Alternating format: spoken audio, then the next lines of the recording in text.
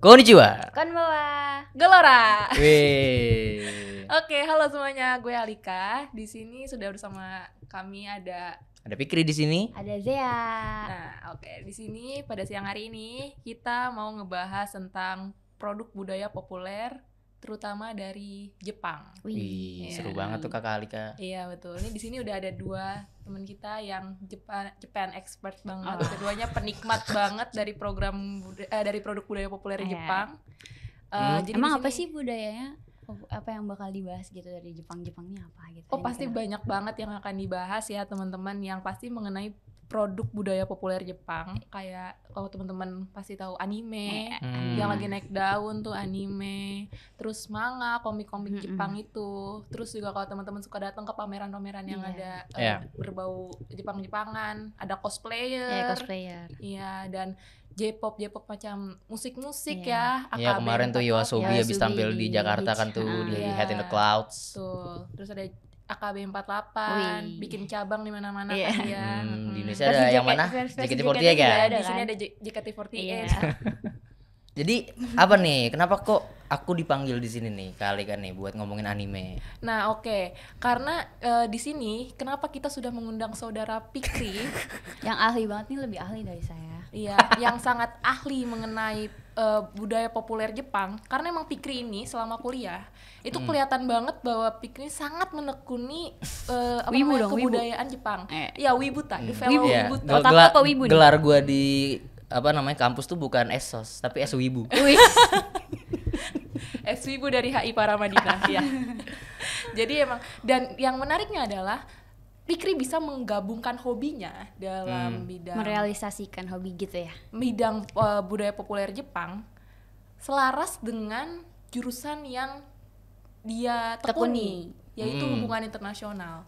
Jadi Fikri itu bisa ngelihat gimana sih produk budaya populer ini nggak cuman jadi hal untuk penggemar merasa terhibur sebagai Untuk dinikmati aja gitu. ya dinikmati sebagai tempat pelarian dari jenuhnya dunia kerja sampai Kuliah, skripsi.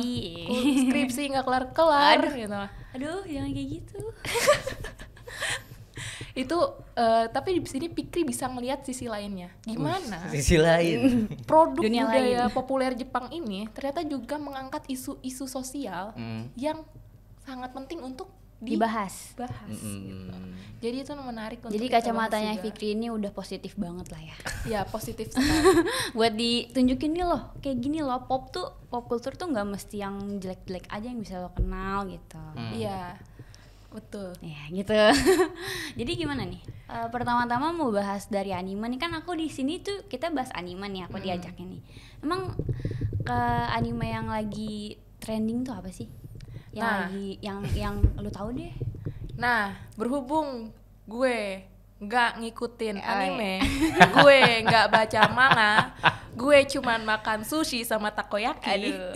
Tapi itu makanan enak banget loh. Iya, enak, betul. Nah, jadi gue mungkin akan tanya ke Fikri nih, gimana sih Fikri pandanganmu mengenai produk budaya populer Jepang ini, dan bagaimana mereka itu sejalan dengan mengangkat isu-isu sosial yang ada, gimana Fikri? Ya kan kalau kita lihat kan biasanya tadi kalau kata Alika bilang anime ini sama kayak produk budaya populer dunia lainnya gitu ya, kayak Yes. film mungkin.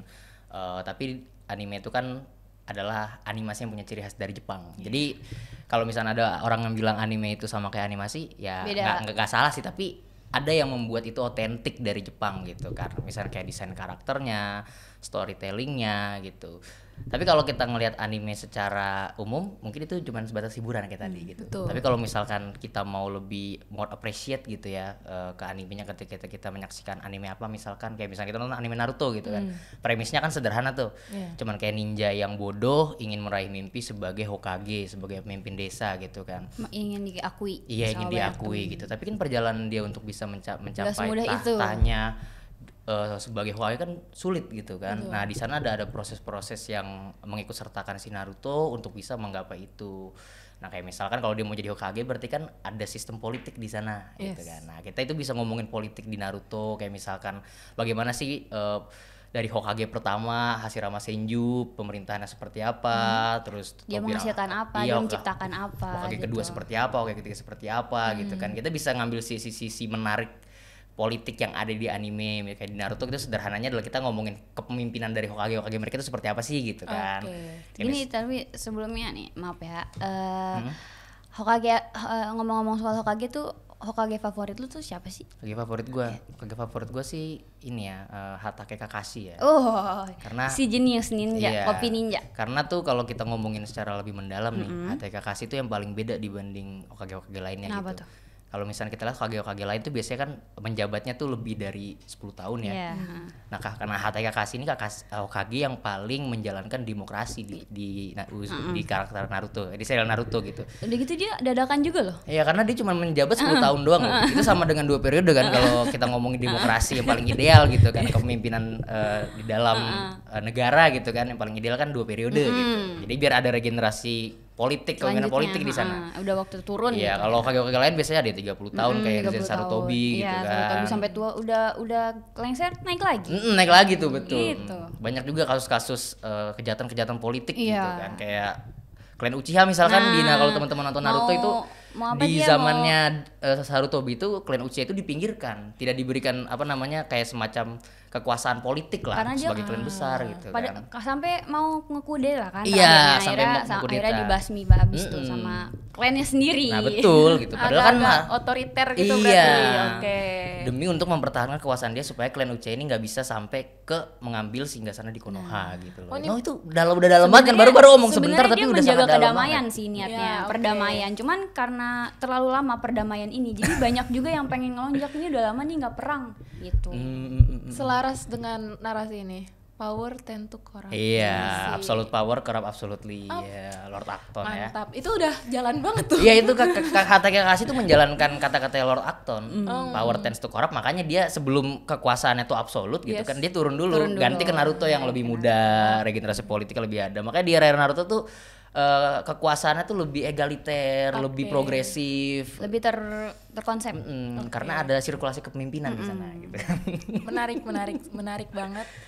Ini bisa dilihat bagaimana ternyata di desa Konnichiwa, di desa Konoha itu sangat menerapkan sistem sebenarnya mirip loh sama Indonesia. Sempat ada kepemimpinan yang lama banget ya kan. Kan kalau kita ngelihat Hokage di Konoha itu 1 sampai 7 itu mirip banget loh, listnya kayak sama di negara di kita Indonesia. loh. Ada politik yang makanya pasti pernah nemuin negara Konoha itu maksudnya Indonesia. Iya, jadi kalau misalkan kalian main Twitter nih gitu, Twitter, terus ada yang bilang kok mirip banget kayak negara Konoha gitu kan. Indonesia Konoha itu kalau di komunitas gue disebut itu sebagai Konoha. Indonesia itu Konoha.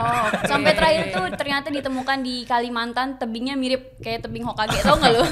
Yang ada muka-mukanya.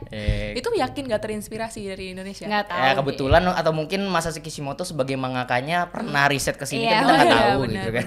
Mungkin pernah sih. Tapi siapa tahu gara-gara itu kita bisa sukses lah, nanti bisa maju gara-gara kan sekarang kan Naruto udah lumayan tuh ya, udah lumayan oke tuh negara Hokage yang di kepemimpinan Naruto, siapa tahu Indonesia jadi maju kan. Memprediksi itu dari Naruto. Benar.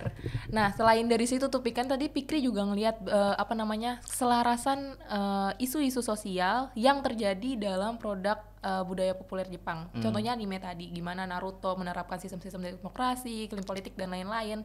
Ternyata Jepang ini juga nggak tutup mata mengenai kepopuleran budaya populernya. Jadi gimana tuh kepopuleran budaya populer? Maksudnya bagaimana itu meningkat banget gitu. Itu juga digunakan kan oleh pemerintah Jepang, gimana sih produk-produk budaya populer ini menjadi alat diplomasi untuk mengubah citra si Jepang. Ngubah citra. Yang tadinya pada Perang Dunia Kedua kan sangat militeristik gitulah ya, tapi sempat kalah. Terus down, terus ya cara dia ngeraih lagi dukungan dari masyarakat internasional ya dengan menggunakan anime, budaya populernya salah satunya salah satunya anime, manga dan lain-lain. Makanya di tahun 70-an kan sudah mulai banyak anime, sudah mulai banyak manga, Astro Boy, terus ada apalagi sih Dragon Ball ya kayak gitu-gitu. Itu juga sebagai sarana yang cukup berhasil gitu ya, Pik ya. Menurut pandangan Fikri kayak gitu gimana mengenai hal-hal kayak gitu? Ya memang kalau kalau kita lihat kan bagaimana cara Jepang untuk bisa meningkatkan citranya pasca perang yang cukup agresor ya. Kita lihat dia sebagai aktor perang dunia kedua gitu. Karena dia kalah perang dan tidak punya kekuatan lagi untuk mengejar kepentingan militeristik gitu kan, hanya fokusnya ke ekonomi aja. Tapi kalau misalkan dia mau kerjasama dengan negara yang di masa itu pasca perang pada nggak mau karena dosa-dosa dia segala macam. Jadi memang di peran diplomasi yang diambil itu pertama diplomasi budaya gitu. Awal-awalnya sih ya baru diplomasi budaya tradisional aja gitu ya. Kalau misalnya teman-teman tahu kimono, tahu misalkan tuh kabuki, teater gitu, katami segala macem. Nah itu awal dari situ aja. Cuman lama-kelamaan kan budaya itu semakin berkembang. Makanya lahir dari budaya tradisional ke budaya populer, yang mana ya yang ciptaannya kayak misalkan anime itu kan termasuk budaya populer. Nah awalnya sih pemerintah Jepang sih nggak terlalu peduli dengan itu ya, karena kan budaya populer itu kan diciptakannya oleh pihak swasta ya, industri ya. Jadi biarkan itu secara natural itu berkembang sendiri, terjun ke negara manapun, penetrasi kemanapun ya secara natural aja, biasa aja gitu. Cuman lama-kelamaan ada salah satu pengamat dari Amerika Serikat tuh namanya Douglas McGray. Dia nulis nulis artikel di website Foreign Policy itu bilang kalau misalkan kok di tengah Jepang kayak ekonominya sedang turun gitu ya, kena ada isu ekonomi bubble kan, terus juga segala macam hal kayak populasinya juga mulai mengikis gitu, tapi di sisi lain budaya mereka tuh semakin dikenal orang gitu. Ternyata dari anime. Di Amerika Serikat misalkan popularitas anime itu luar biasa gitu di tahun 90-an, kayak tadi misalkan Dragon Ball, terus juga Neon Genesis Evangelion gitu kan. Sama Code Geass ya, dulu ada Full Metal itu termasuk anime yang sepanjang masa lah, istilahnya nggak ada matinya tuh, kayak sampai sekarang FMAB itu ratingnya naik terus. Ya kalau di website My Animalist nih, kalau teman-teman tahu, itu website buat pedoman kita sebagai penyuka Jepangan kalau pengen tahu anime apa yang lagi rame gitu kan, lagi trending, itu biasanya ke My Animalist itu ratingnya paling tinggi lah sampai sekarang gitu kan. Nah jadi sebelumnya tuh awal pemerintah Jepang sih nggak terlalu mikirin itu ya, cuman lama-kelamaan kok kayak ini kok berhasil secara natural, kok berhasil gitu ya dijalankan sama industrinya, ya kenapa nggak kita ikut bantu aja nih sebagai sebagai sebuah negara pemerintah yang kalau misalkan industrinya aja bisa melakukannya, apalagi dengan bantuan pemerintah gitu kan, dibuat regulasinya gitu kan, akhirnya masuklah tuh ke buku biru diplomasi publik mereka gitu kan. Anime sebagai instrumen resmi pemerintah Jepang atau budaya populer Jepang sebagai instrumen resmi diplomasi di tahun 2002 gitu. Jadi memang udah ada regulasinya dari tahun 2002 kalau anime dan produk budaya populer Jepang lainnya itu sebagai instrumen resmi gitulah untuk bisa meningkatkan citra dan juga meningkatkan ekonomi gitu. Wow, menarik banget ya. Jadi kita tadi bisa lihat ya gimana tadinya ini sebuah hiburan semata, ternyata cukup meningkatkan daya tarik suatu negara, bahkan perekonomian suatu negara, sehingga pemerintah ini melihat ini sebagai suatu alat yang cukup sukses gitu ya. Akhirnya sampai dibuatkan secara resmi sebagai sebagai instrumen diplomasi dalam buku diplomasi publik di tahun 2002. Dan terus berlanjut sampai sekarang. Jadi setiap Jepang Kementerian Luar Negeri yang mengeluarkan buku biru itu selalu ada anime, selalu ada produk budaya populer Jepang sebagai wajah Jepang gitu ya di dunia, terutama di segmen budayanya gitu. Dan ini menarik juga ya gimana tadi Fikri bilang awalnya kan yang digunakan sebagai wajahnya itu budaya-budaya tradisional, kimono, terus bunga sakura, terus rumah adatnya dan lain-lain. Tapi ternyata hal ini bisa didifusikan gitu, digabungkan dengan kebudayaan-kebudayaan modern gitu. Iya benar-benar.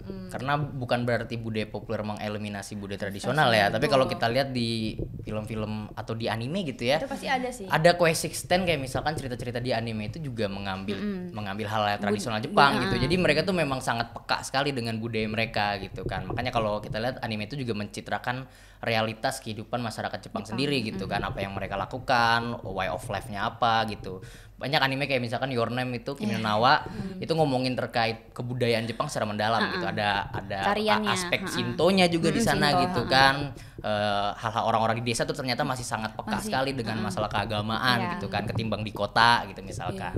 Gitu. Jadi orang-orang Jepang tuh juga nggak melepaskan identitas mereka ketika mereka menciptakan anime gitu. Nah ini menarik banget ya, gimana tadi tetap tidak melupakan identitas dan akarnya mereka, tapi juga nggak jadi ketinggalan zaman gitu. Iya. Penggabungan antara dua hal itu harusnya menjadi suatu hal yang dipelajari oleh negara-negara lain, terutama mungkin di Indonesia ya. Indonesia. Jangan kita terlalu modern sampai kita lupa akar kita tuh sebenarnya apa gitu. Pernah dengar nggak sih Indonesia itu telat 20 tahun sama Jepang. Jadi Jepang tuh di masa depan. Ya, sebenarnya dia juga jajah kita sih. Ini sebenarnya kita nggak mau masukin, gara-gara cuman dia juga sih ya. Kita begitu juga karena dia juga gitu ya.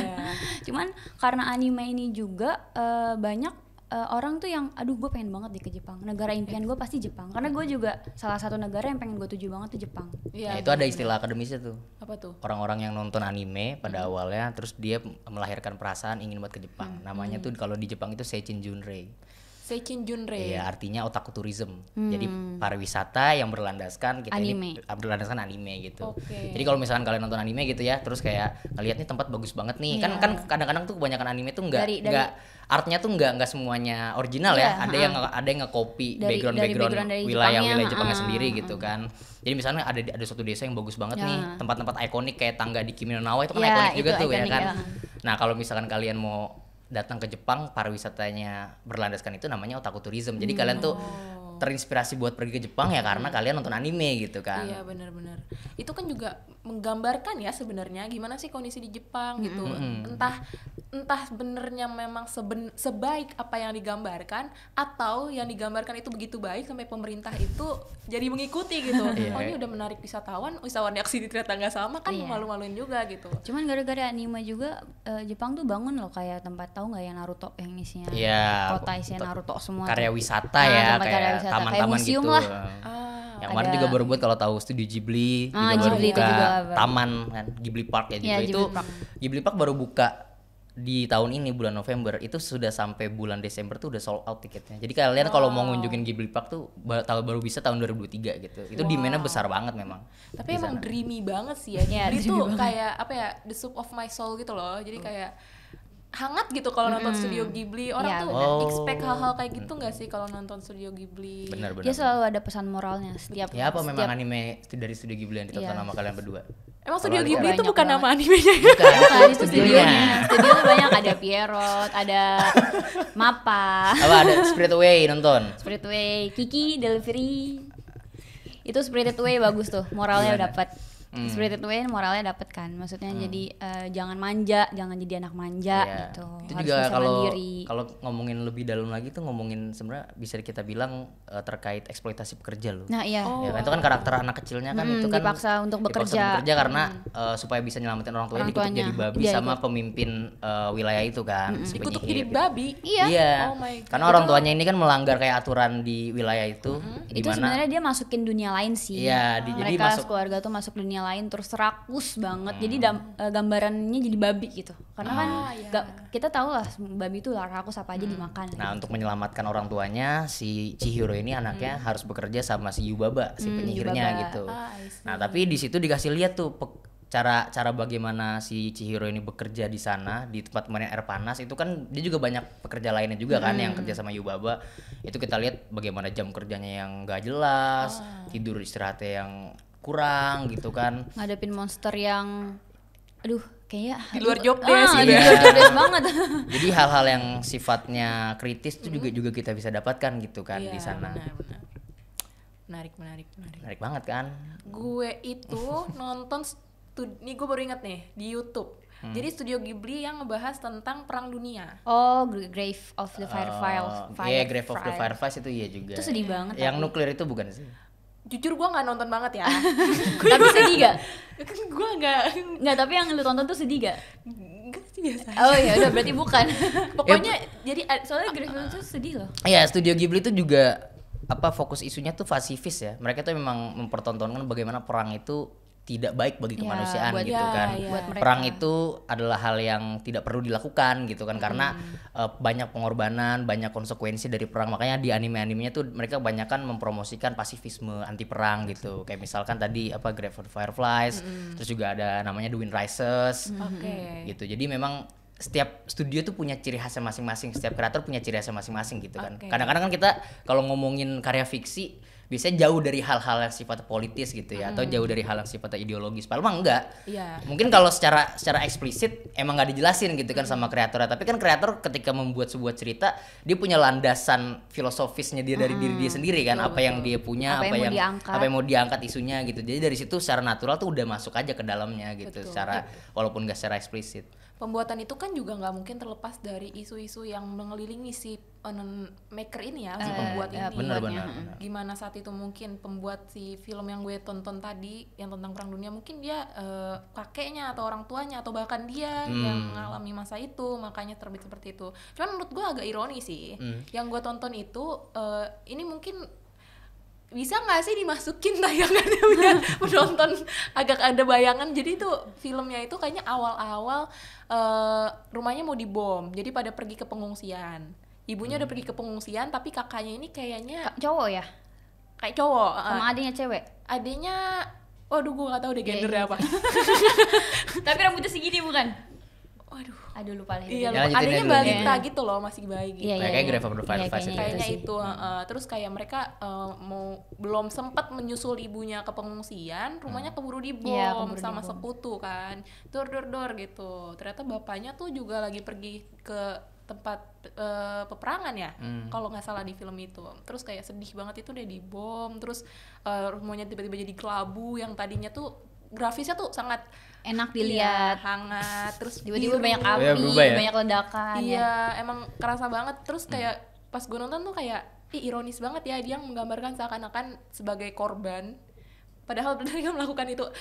Tapi siapa tahu emang mereka tuh direktur anime tuh emang karena dia punya keresahan ya, keresahan di pikiran dia, akhirnya dikeluarkan, dibebaskan tuh keresahannya lewat itu hal-hal kayak gitu dari animenya, mencurahkan keresahannya. Itu menarik loh, karena memang beberapa akademisi di western sana gitu ya, yang meneliti terkait anime perang, itu kebanyakan memang mengatakan kebanyakan anime-anime yang tayang di tahun 90-an terkait anime perang, kayak misalnya tadi Grave of the Fireflies misalkan, adalah bagaimana dianggapnya tuh cara Jepang untuk melepaskan dosa-dosa masa lalunya gitu kan. Jadi mereka tuh kayak mengubah sebuah sejarah, mencoba untuk mengubah sejarah bahwa mereka itu bukan korban, mereka itu korban bukan pelaku gitu kan.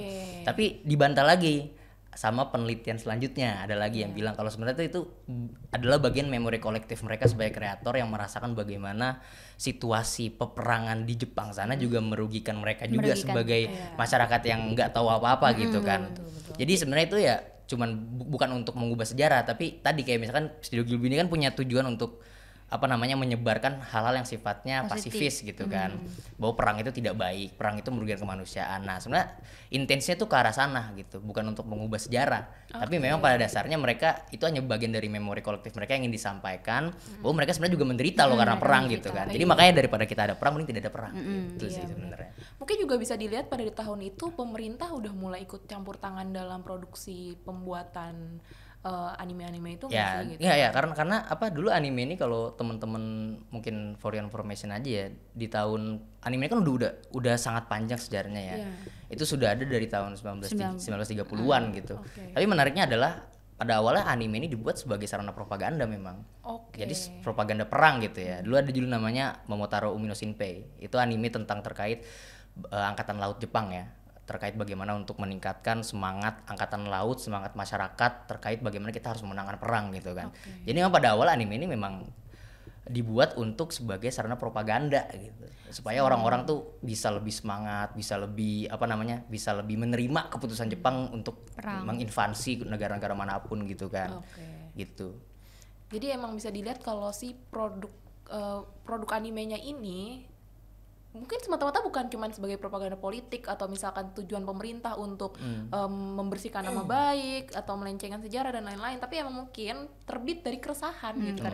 Ya kan kreator seperti itu. Tergantung intensinya aja. Ada yang memang intensinya untuk sebagai propaganda memang ada gitu kan. Kita nggak bisa menafikan bahwa enggak ini sebatas fiksi aja kok gitu. Ini sebatas hiburannya nggak bisa juga. Tapi kan gitu. emang sebenarnya setiap anime tuh pasti ada pesannya sih. Nggak mungkin nggak ada sih. Iya, kayak misalkan anime-anime yang populer kayak Attack on Titan itu kan pernah dituduh sebagai bentuk bentuk untuk menunjukkan bagaimana gerakan ultranasionalis di Jepang mulai bangkit gitu kan. Kayak kreatornya Hajime Sayame itu sering nge-portray beberapa karakter, terutama kayak kalau teman-teman tahu karakter Pixis yang botak itu mukanya mirip kayak salah satu jenderal yang ibarat yang waktu itu pernah bertanggung jawab di Nanking, di Nanking, peristiwa Nanking itu gitu kan. China ya. Iya gitu. Jadi memang ada gambaran-gambaran tuduhan-tuduhan justifikasi segala macam ke kreator-kreator ya dari hal-hal yang sifatnya ditunjukkan gitu kan. Ya, kita nggak tahu intensinya seperti apa. Mungkin si Hajime Sayame itu mengatakan ya ini kan hanya sebatas fiksi aja gitu. Ini gambaran-gambaran yang mungkin kebetulan gitu kan. Tapi intensinya kita nggak tahu gitu. Mereka punya dalih lah. Kayak ini sebatas fiksi, tapi sebenarnya emang nyindir gitu. Tapi kan nggak ada yang tahu ya niatnya balik lagi. Rambut boleh sama-sama hitam. Isi kepala nggak ada yang tahu. Kita kan nggak tahu.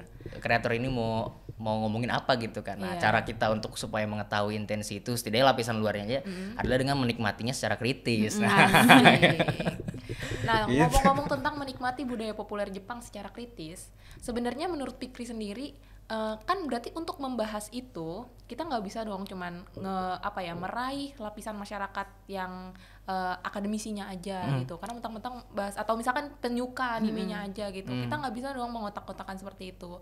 Mungkin dari lapisan akar rumput kita juga harus menanamkan pesan-pesan bahwa jangan jadi ini sebagai media hiburan aja nih. Coba yuk kita lihat isu-isu sosial. Gitu. Kita kuliti nih isu-isu sosial yang dibawa sama ini. Gimana nih hal ini membawa pesan moral. Menurut Fikri caranya gimana biar hal-hal itu juga nyampe ke lapisan akar rumput di masyarakat? Caranya kan kalau kita kan sebenarnya kan wibu sendiri ya. Sebenarnya mau menikmatinya secara bentuk hiburan aja nggak apa-apa gitu.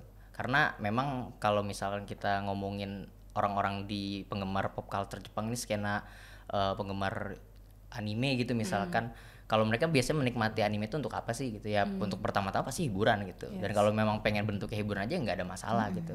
Cuman kalau memang ingin next level, lebih apresiasi gitu, kalau kata akademisi barat gitu kan yang ngomongin, kalau misalnya kalian tuh lebih mengapresiat sebuah cerita dalam anime itu bisa juga gitu kan. Karena di anime itu memang gak cuma sebatas sarana eskapisme kalian, tapi ada kritik terhadap politik, terhadap etika, terhadap sistem di sana gitu yang bisa kalian lihat. Nah, cara untuk menyebarkannya ya dengan ngobrol aja kayak kita ini ngobrol pertama pelan-pelan sedikit. Karena gue tipe penikmat anime dengan aja dengan teman-teman dekat gitu misalnya, kayak misalkan kayak dia juga jadi tahu nih gue. Kalian kalau habis nonton anime misalkan nih, terus teman kalian juga kebetulan nonton anime yang sama, yang ngobrol aja apa yang didapetin dari anime itu gitu kan pelan-pelan. Terus kalau misalkan lebih next level lagi ya, kalau kalian kuliah atau kalian adalah akademisi ya nulis gitu kan.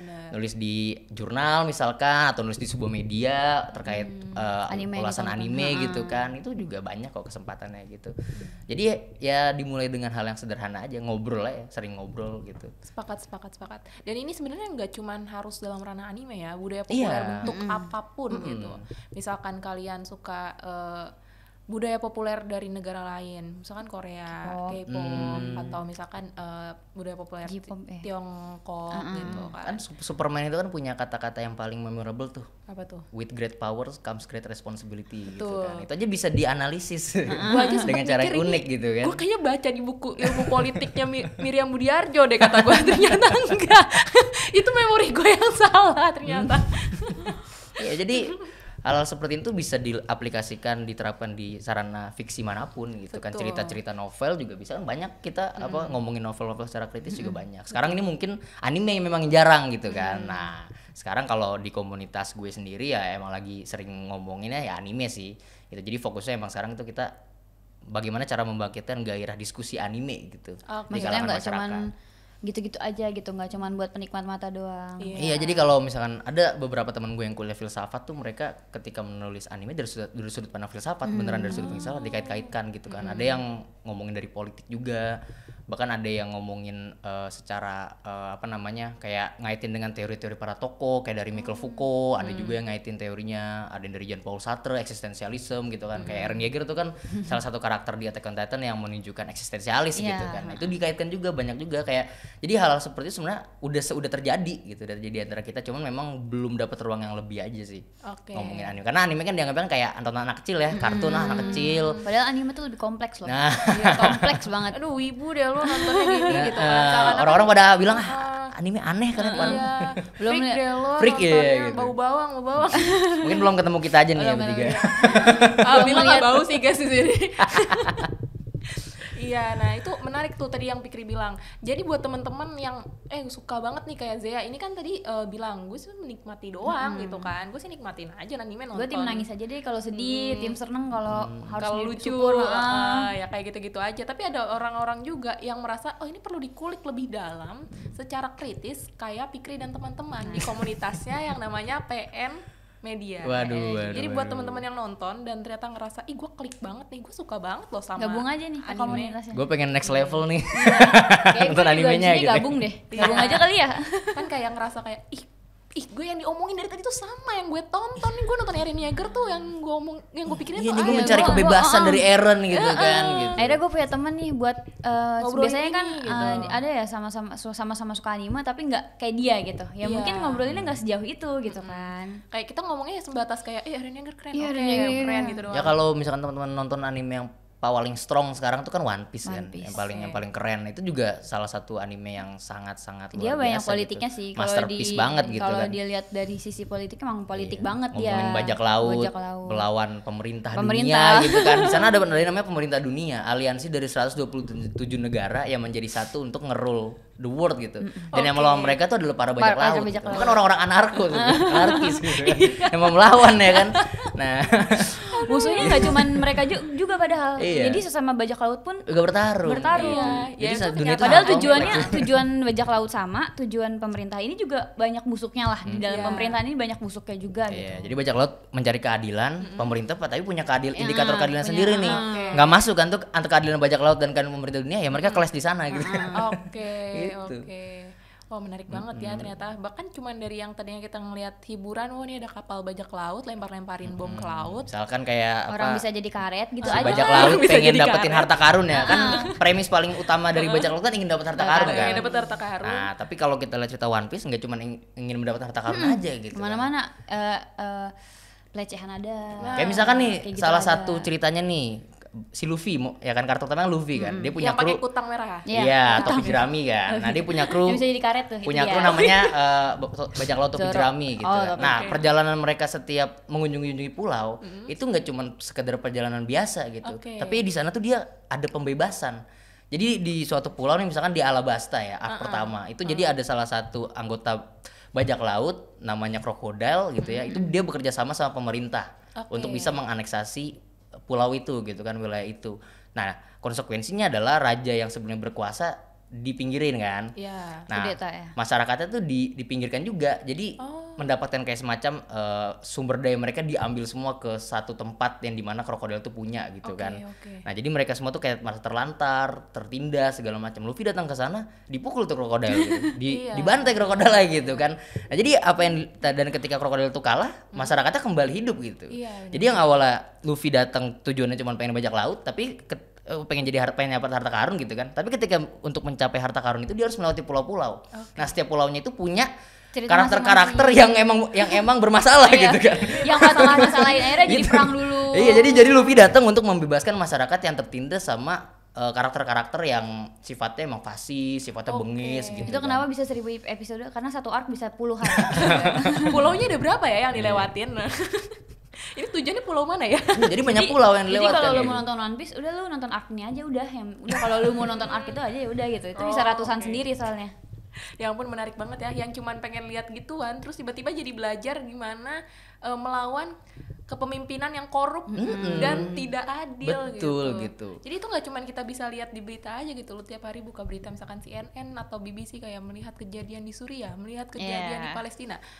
Wah itu udah, kita kalau ngeliatnya kadang udah kayak Ya gabut sih. mungkin kalau misalkan orang-orang ngomongin politik secara textbook itu udah pada males kalian anak muda males terutama banget. gitu kan, kayak baca konflik ini konflik itu apalagi ya kayak Muntah misalkan sih.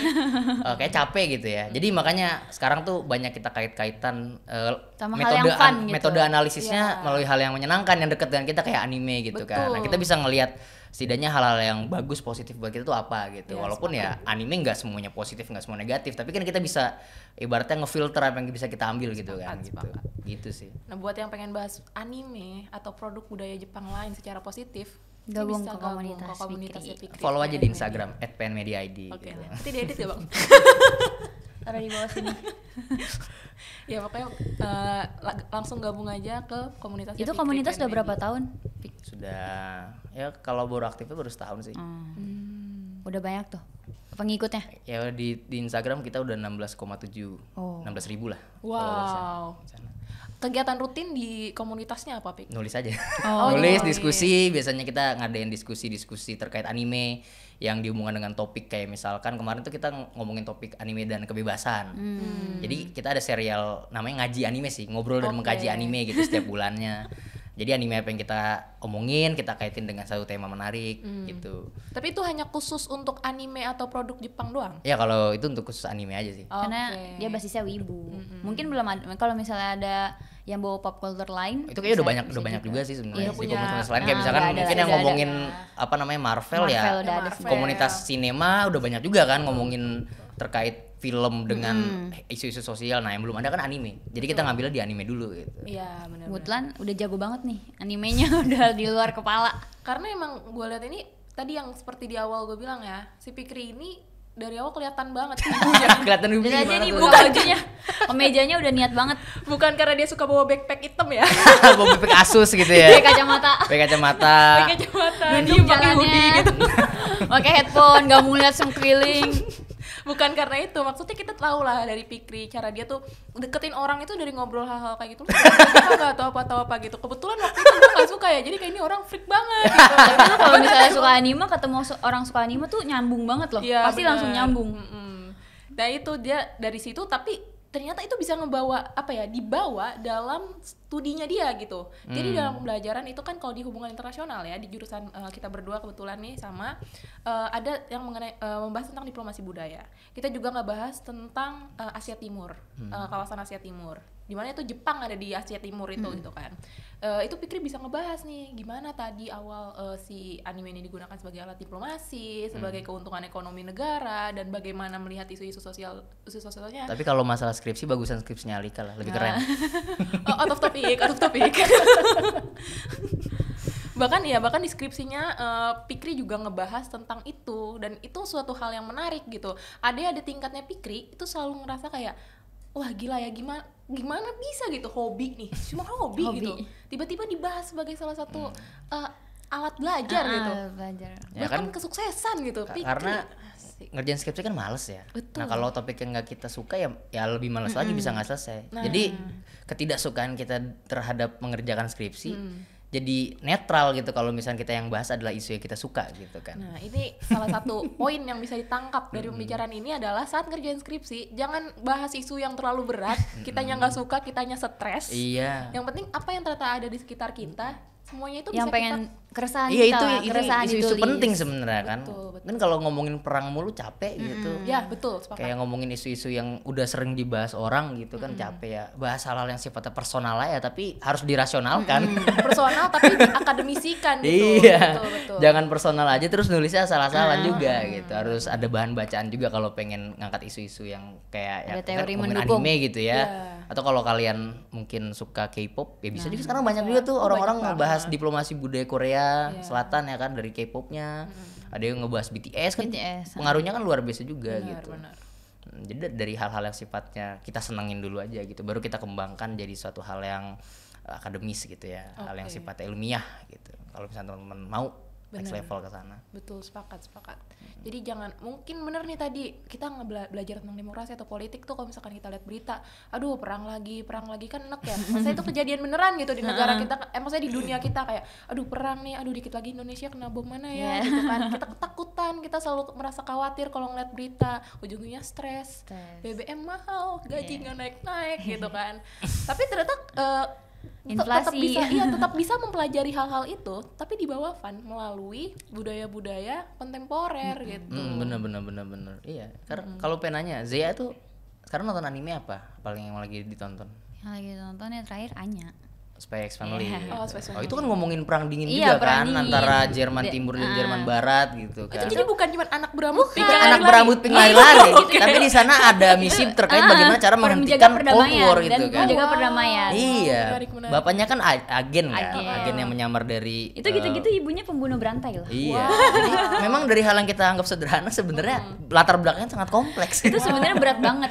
Teorinya juga banyak padahal cuman Anya bocah kecil doang gitu Bocah kan. kecil berambut pink Waku-waku lari-lari gitu gitu kan. Orang melihatnya kelucuannya aja gitu, nggak apa-apa ngeliat kelucuannya. Tapi kalau misalkan mau lebih appreciate, lihat Sebenarnya latar bagus loh belakangnya. kreator dia cara ngangkat isu perdamaian, tapi di ikoniknya tuh bocah lucu gitu. Jadi Iya. mereka nggak pusing. Ngambil perspektifnya juga keluarga kan keluarga kan digambarnya kan keluarga hangat, menyenangkan gitu kan. lucu, Jadi gemes gitu. penggambaran perdamaiannya tuh walaupun dibalut dengan isu perang dingin yang kompleks, tapi bisa ibaratnya dijelaskan Bawa fun secara menyenangkan juga gitu Anak-anak kan. kecil juga bisa nonton lah istilahnya. Nah, iya. Jadi orang-orang tuh semua bisa relate dengan isu yang ada tanpa harus ngecekokin dengan isu yang dengan langsung isu yang berat gitu Iya, kan. jadi maksudnya kayak ternyata masih ada ya perang. Oh ternyata perang tuh perdamaian tuh penting ya gitu.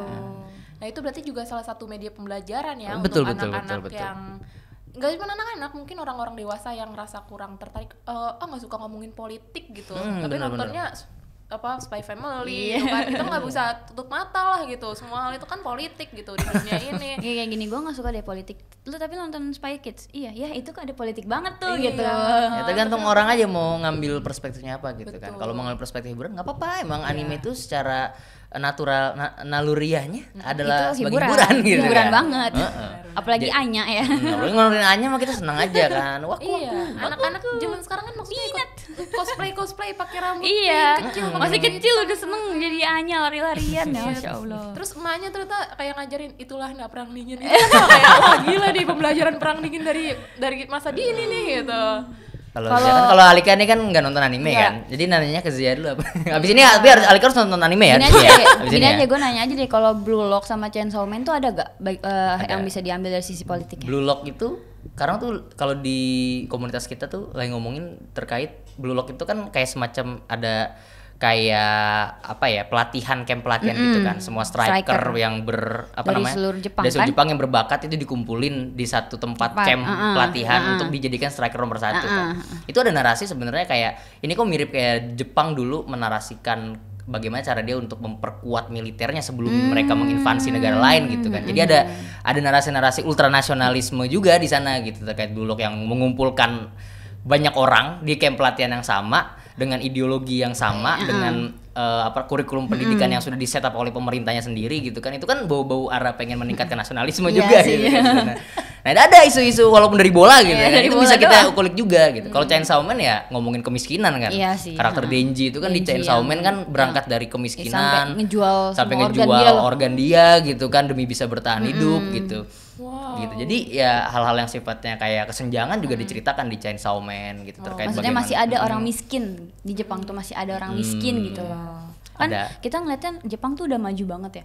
Padahal mah banyak kayak kakek-kakek masih hidup sendiri, tinggal sendiri, jualan ramen cuman harga 2 yen gitu. Cuman di gubuk biasa doang warung. Kita nggak tahu dia jualan ramen. Tapi ternyata dia jualan ramen gitu. Iya. Saking survive ya to believe gitu loh.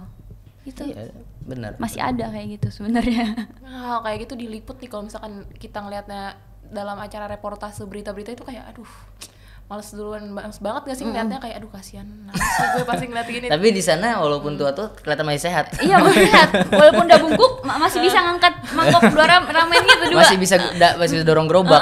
Masih bisa bawa kayu bakar Soalnya gitu ya. semangat kerja mereka tinggi juga Jepang kan.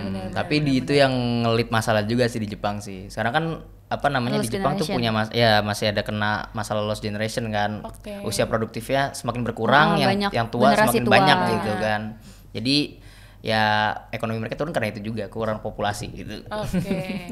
Mereka di sana anti menikah sih, lebih parah ya daripada Eropa. Jepang tuh lebih nggak males buat Ya nikah. Asia Timur sih begitu semua sih kalau Iya terus sih. sekarang gitu.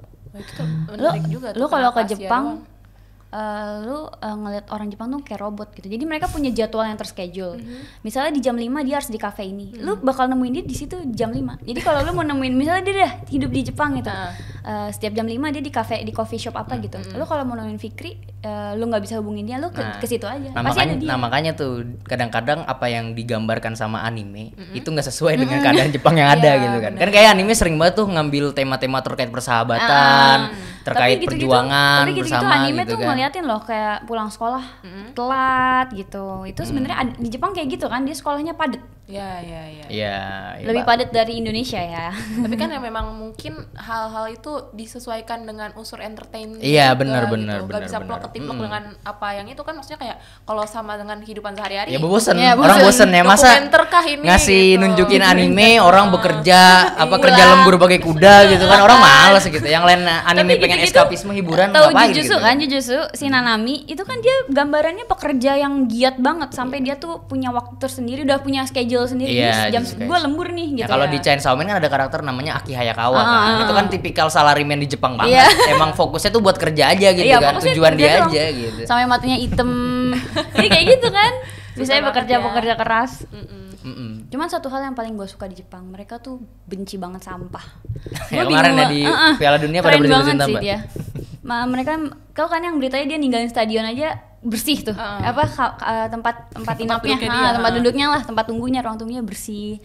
Terus pendatangnya, penonton di Jepang mereka ngumpulin sama pakai icon-icon lucu gitu. Terus gue juga pernah dengar gini loh. Orang Jepang haji itu tuh kakek nenek udah pakai kursi roda, bawa plastik, jadi setiap dia ngeliat sampah dia pungut, saking dia nggak bisa ngeliatnya sampah, walaupun di jauh di sekitar sananya banyak sampah, tapi yang minimal setiap dia jalan dari sampah tuh diambil. Itu tuh orang Jepang sebenci itunya sama sampah. Keren. Culture kebersihannya menarik ya. Kuat banget dia. Peka-pekaannya. Emang menarik. Nah tadi kan kita udah banyak banget bahas tentang gimana produk-produk budaya populer ini mengangkat suatu hal tuh bukan cuma untuk entertain doang gitu kan, dia juga membahas isu-isu politik atau isu sosial yang sebenarnya terjadi gitu, jadi biar mungkin lebih easy to take, jadi mereka lapis dalam tampilan yang seperti itu gitu. Kalau menurut Fikri dan Zea, hal kayak gitu bisa nggak sih dilakukan di pemerintahan Indonesia?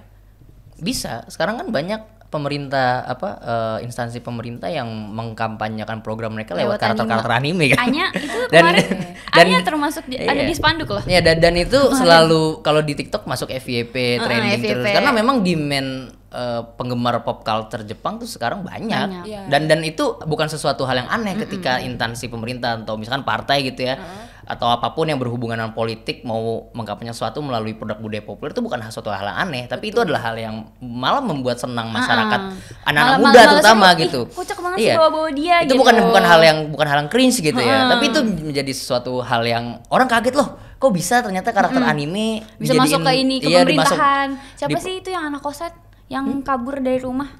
Itu kan dia jadi kampanyenya pemerintahan deh kalau nggak salah. Yang mana tuh? Yang dia nginep di rumah apartemen om-om. Sayu, ya Sayu gitu Sayu, ya, yang kan? Ogiwara Sayu ya. Itu kan dia sempat masuk campaign itulah pemerintah yang besar. Animenya namanya Higehiro kalau nggak salah. Oh, film. Enggak, itu anime. Iya banyak, jadi memang sebenarnya udah pernah dilakukan gitu kan, kayak misalkan terakhir Kementerian Kesehatan juga pernah buat kan tuh terkait kampanye vaksin, pakai karakter Spy Family juga. Jadi sebenarnya ibu ras terkuat itu bener. Jadi memang penggemar anime Jepang, otaku, ibu itu udah masuk ke berbagai lini pemerintahan gitu. Dan sekarang kita lagi masuk ke partai kan. Iya, partai ini bahas Anya malah. Bahas Naruto. Iya, jadi udah bukan hal yang tabu gitu. Orang-orang tuh sudah udah menerima budaya populer Jepang sebagai bentuk promosi ya, bentuk promosi gitu. Dan orang-orang pasti kalau ketika melihat ada produk budaya populer nggak hanya Jepang gitu, apapun gitu ya, entah itu Barat atau Indonesia sendiri, ketika dijadikan bahan kampanye orang senang gitu ngeliatnya, karena itu bentuk hiburan yang dilapisi dengan pesan-pesan yang ingin disampaikan kan. Betul.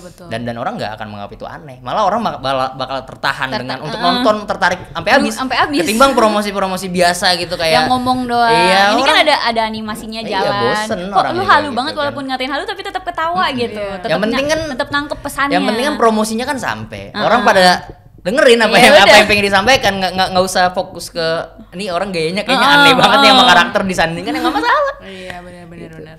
Jadi emang kalau misalkan ngomong cringe nggak cringe emang itu beda ya. Ada yang jadinya take it too much gitu loh, Iya kan berlebihan banget iya sih. baperan SJW. Apa sih gitu. Terus juga mungkin gini, pertanyaan terakhir nih, mungkin ya terakhir. Kalau Jepang aja berhasil mengangkat produk entertainmentnya menjadi suatu hal yang sangat berguna bagi negaranya, menurut Fikri dan Zea, itu bisa juga nggak dilakukan di Indonesia? Gimana misalkan pemerintah Indonesia melakukan hal yang sama untuk citranya di masyarakat internasional? Lewat entertainnya. Ya, entertain yang dilapisi dengan yaitu kepentingan pemerintah. Sekarang itu Indonesia kan mulai ngeluarin hero-hero versi Indonesia kan. Yes, I see. Kayak sebelumnya apa tuh Gundala ya? Ya Gundala. Itu kan si dari itu kan kita dikenalin loh, ini loh hero Indonesia. Indonesia tuh punya pahlawan versi karakter yang buatan lah, bukan pahlawan asli ya. Itu kan dari situ kita jadi mengenal, dan karena mengenal itu nggak cuman kita aja yang tahu. Kalau apalagi kalau misalnya itu film nge-blow up, kan Gundala itu termasuk ke blow up ya. Jadi ini orang ternyata entertain Indonesia bisa ya ngangkat cerita dari pahlawan Indonesia. Oh gini ya gitu. Kalau buat gua gitu. Ya sebenarnya siapapun bisa ya, Siapapun bisa. karena budaya itu memang bentuk yang paling menarik untuk dipromosikan, untuk diperkenalkan dari suatu negara ke negara lain, karena sifatnya itu kan emosional ya, dan juga mungkin agak sedikit personal gitu, karena itu identitas gak sih? iya, Budaya itu identitas identitas ya, kita. identitas yang disampaikan melalui entah itu animasi, entah itu film. Tapi ya kalau misalnya kita mau belajar dari Jepang, ya bagaimana cara mereka menginterpretasikan budaya mereka bukan sebagai bentuk seremoni sih, tapi adalah bagaimana cara mereka yang budaya mereka ini, mereka tahu budaya mereka populer, mereka punya banyak nilai-nilai yang perlu diangkat dan perlu disebarkan gitu ya. Tapi kalau misalnya menyebarkannya hanya dalam hanya dalam bentuk-bentuk yang sifatnya promosional aja gitu, kayak misalkan advokasi aja gitu ya, nggak dibalut dengan produk hiburan, ya orang juga malas gitu. Nah, jadi mereka ya bisa memanfaatkan apa yang keresahan-keresahan di dalamnya yang disampaikan kreator melalui sebuah produk, dan itu diterima oleh masyarakat karena ya orang-orang lebih senang itu, lebih catch up. Apalagi kalau anime kan orang-orang kan dulu kalau kita nonton langsung disamperin, kita nonton anime sekarang kan. Kayak misalnya kita nyamperin TV dulu lah gitu. Jadi udah ada di TV gitu. Jadi tanpa intensi apapun kita pasti nonton anime, dan dari situ mungkin kita bisa ngambil suatu nilai gitu. Kayak sekarang juga udah banyak streaming yang menyediakan anime secara bebas, gratis. kayak Netflix gitu kan, kayak YouTube News ada News Indonesia. itu gratis tuh. Itu kan justru ya sudah banyak gitu. Nah, sebenarnya kan masalah akses yang paling penting gitu. Nah, dan juga ya kualitas juga. Ya sebenarnya kalau Indonesia mau produk budaya populernya itu bisa terkenal, ya pertama adalah bagaimana menemukan ciri khasnya tersendiri dulu sih, apa yang Indonesia disampaikan ada juga gitu kok kan. udah sempat buat animasi. Ya ada Nusa kayak kemarin gitu Ya, kan. benar-benar. Ya gitu sih. Sebenarnya semua bisa bisa sukses lah dengan budaya gitu ya. Korea juga awalnya kan, Korea Selatan kan budaya populer juga nggak terlalu bagus juga sebelumnya. Karena K-pop aja nih. Iya kan, awalnya kan budaya industri idola itu kan juga dari Jepang. Cuman Korea itu kan baru masuk di tahun 2000, kalau misalkan teman-teman ngikutin K-pop gitu ya, di generasi kedua itu kan baru populer kan, ada kayak Big Bang, ada kayak PSY. Iya, ada Super Junior, terus ada Girls' Generation. Itu kan baru populer, mereka kan di generasi kedua. Generasi pertamanya itu nggak flop banget, masih Jepang yang terkenal, kayak misalnya Arashi, AKB48 gitu kan. Apa tuh? Yang Wherever You Are, lagu siapa tuh? Itu One Ok Rock itu mah, itu pop. Nah, itu kan awalnya kan Korea Selatan ya masih tertinggal jauh dari industri idola Jepang. Cuman kenapa mereka bisa melebihi Jepang bahkan sekarang gitu ya, karena mereka mau untuk belajar, mau untuk mengambil sebuah instrumen dari budaya lain yang dimasukkan ke budaya mereka. Kayak industri K-pop kan juga ngambil dari industri barat kan, industri musik barat kan. Ya kan? Tapi mereka fokus juga sih. Jadi ketika mereka pengen mengejar itu, mereka fokus. Tapi mereka nggak melupakan ciri khas identitas budayanya. Kurangnya gitu. Indonesia itu kadang suka nggak konstan gitu. Jadi maksudnya ini dicoba, ini juga dicoba gitu loh. Jadi nggak ada yang fokusin satu dulu gitu. Ya, kurangnya Indonesia sih satu lagi sih, masih terlalu masih terlalu tabu terhadap hal yang tradisi itu, biarkan bersifat tradisional aja gitu, nggak mau dikoeksistensikan dengan hal yang modern gitu ya. Jadi kadang-kadang tuh kalau kita mau mengambil sebuah culture yang ada di wilayah mana gitu ya, kadang-kadang kita takutnya ini nanti menyinggung siapa nih, sentimennya selalu kesana gitu. Kalau orang-orang Jepang tuh udah melupakan itu gitu. Ya ketika mereka ingin membawa budaya mereka, tradisi mereka yang bagus gitu ya, punya nilai untuk diangkat, ya mereka jadiin itu sebagai produk budaya populer, budaya kontemporer, dan itu sama sekali nggak ada sentimen negatif, malah itu bagus gitu kan. Cuman cara untuk memperkenalkannya yang beda gitu. Iya, benar-benar. Kayak gitu sih sebenarnya sih. Jadi emang Indonesia itu tadi itu ya masih tidak tahu sebenarnya ciri khasnya yang ingin Nah, ditunjukkan ciri itu khasnya apa. Karena ya benar tadi kata Zea, pasti loncat-loncat gitu. Nanti dia nampilin yang kayak gini, terus tiba-tiba nampilin yang kayak gini. Ini sebenarnya apa yang mau dimajuin gitu? Kalau misalkan Jepang kan tadi dari awal di tahun 1930 sudah memajukan anime Konsisten. gitu. Iya, terus manga dan lain-lain diikuti juga dengan budaya tradisionalnya gitu, tidak hilang. Untuk untuk tetap memunculkan citranya. Oh, ini nih. Ya malah itu tetap melestarikan budaya tradisional Iya, kan, jadi karena kita pada disampaikan tahu. melalui produk yang disukai oleh masyarakat sekarang. Betul, sepakat.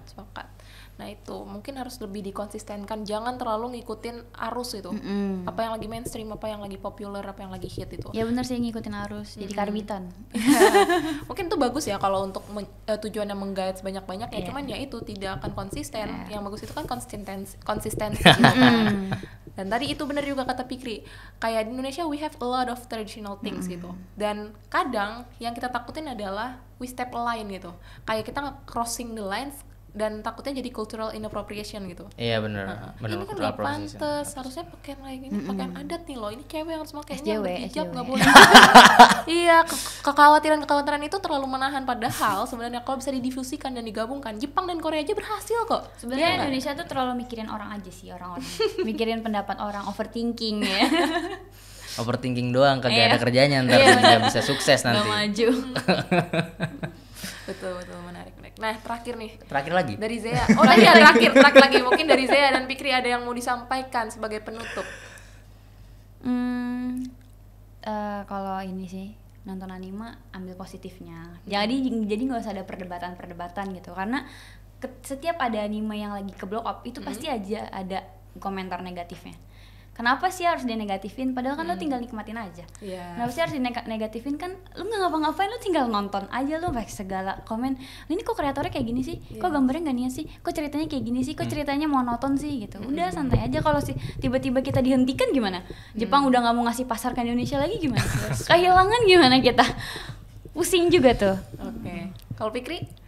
Ya intinya semoga kalau kalian udah menekan ini semakin sering nonton anime dah gitu ya. Yeah. Semakin sering nonton anime. Jangan lupa follow. Iya. Dan yang tertarik untuk ngebahas secara akademik, jangan lupa ikutan PN Media. PN Media. Asik, mantap. Oke semua, arigato gozaimasu. Sayonara. Minasan.